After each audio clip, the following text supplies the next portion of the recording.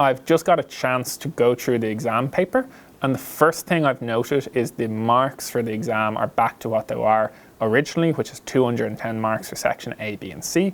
And the other main takeaway is that overall the paper is quite nice and fair to students. So in section A, there was a lot of nice questions and expected questions. The first two questions on number systems and data types, very expected and should be anticipated.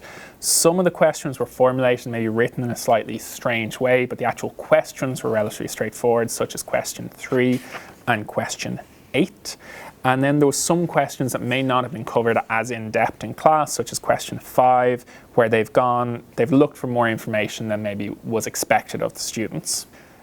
Section B, you had to answer 2 out of the 3 questions. The first one, question 13, was a lot about society and your opinion on that, which should be expected. Part B1 was a little bit of a strange question that you maybe had to problem solve in the exam, not something you would have prepared for.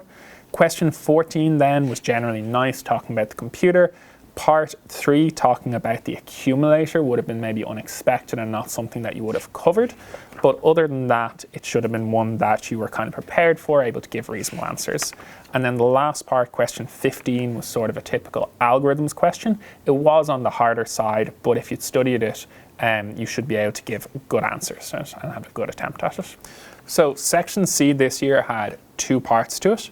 The first part, part A, you were given more code than usual maybe to start with, and it was a little bit more complicated than it usually is. But in terms of the actual questions, they were very sort of in line with what you'd be expecting, asking you to print out, use if statements, etc. So hopefully people were happy with part A.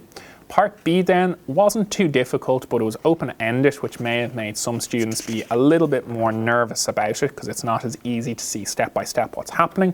But overall, it should have been manageable and you should be able to get a good mark in it.